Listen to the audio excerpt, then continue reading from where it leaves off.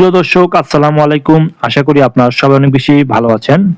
আজকে আমি যে বিষয় নিয়ে আলোচনা করব তা হচ্ছে যেই সরকার বর্তমানে অর্থাৎ বিএনপি সরকার যে ক্ষমতায় রয়েছে, তারা কিন্তু যে সঠিকভাবে এবং বাংলাদেশকে নিরবিচ্ছিন্নভাবে যে পরিচালনা করা সেটি তারা ব্যর্থ হবে। কি কারণে ব্যর্থ হবে এই বিষয়গুলো নিয়ে একটু আলোচনা করব। অবশ্যই ভিডিওটি দেখবেন।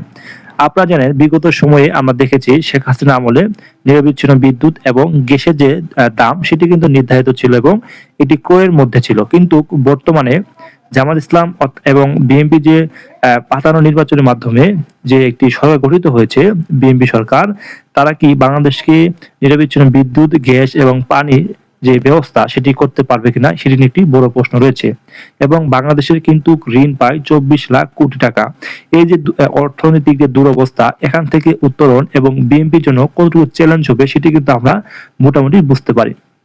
বাংলাদেশের যে বৈদ্যুতিক অবস্থা, বিদ্যুতের যে অবস্থা সেটি কিন্তু অনেক লাজুক এবং গ্যাসের দাম দিনের পর দিন বেড়ে যাচ্ছে।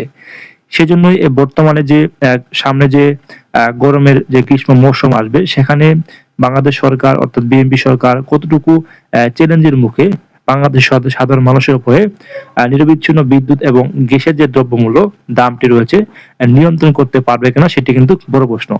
আপনারা দেখেছি বিগত সময়ে শেখ হাসিনার আমলে প্রায় বিভিন্ন সময় বিদ্যুতের ঘাটতি থাকলেও শেখ হাসিনা বিভিন্ন মেটিকুলাস ডিজাইন অর্থাৎ শেখ হাসিনার যে দক্ষতা, তার মাধ্যমে কিন্তু তিনি বাংলাদেশ সাধারণ মানুষের জন্য তিনি বিদ্যুৎ নিরবিচ্ছিন্নভাবে সকল মানুষের যে পরিবার রয়েছে প্রতিটি ঘরে ঘরে বিদ্যুৎ দিয়েছে এবং খুব সুন্দরভাবে তিনি দেশটি চালিয়েছে। সেটি আমরা সত্যি স্বীকার করা উচিত।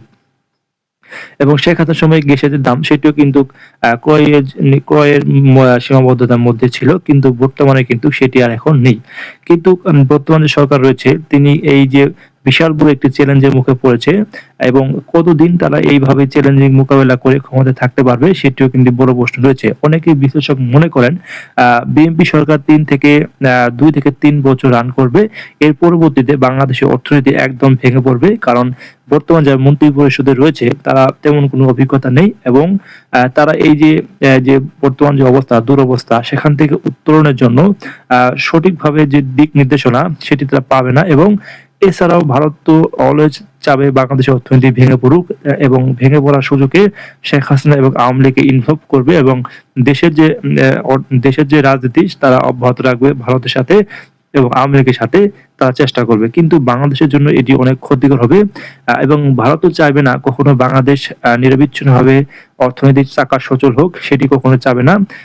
তখনই চেত যখন আওয়ামী লীগ এই দেশে ক্ষমতায় থাকতো। যেহেতু বিএনপি তাদের একটি পুরনো একটি শত্রুতার জেরে রয়েছে, তা বর্তমানে যদিও চেষ্টা করেছে ভারত এবং বিএনপি যে তাদের ভিতর যে বিষয়গুলো দিয়ে ত্রুটি বিচ্যুতি ছিল সেগুলো মিটানোর জন্য, তো সেটি কিন্তু বিশ্বস্ত হতে পারবে না। আওয়ামী লীগ যেভাবে বিশ্বস্ততা তৈরি করে নিয়েছিল ভারতে, সেটি কিন্তু আমরা দেখতে পেয়েছি। কিন্তু বর্তমানে যে পরিস্থিতি সেটি কি হয় সেটিও কিন্তু দেখার জন্য আমরা অপেক্ষা করছি। কিন্তু খুবই চ্যালেঞ্জের মুখে পড়ে বিএনপি সরকার। বাংলাদেশের যে দুরবস্থা অর্থনীতি, সেখান থেকে অর্থনীতির যে চাকা রয়েছে সেটি সচল রাখার জন্য বিএনপি কঠিন চ্যালেঞ্জের মুখে পড়তে হবে।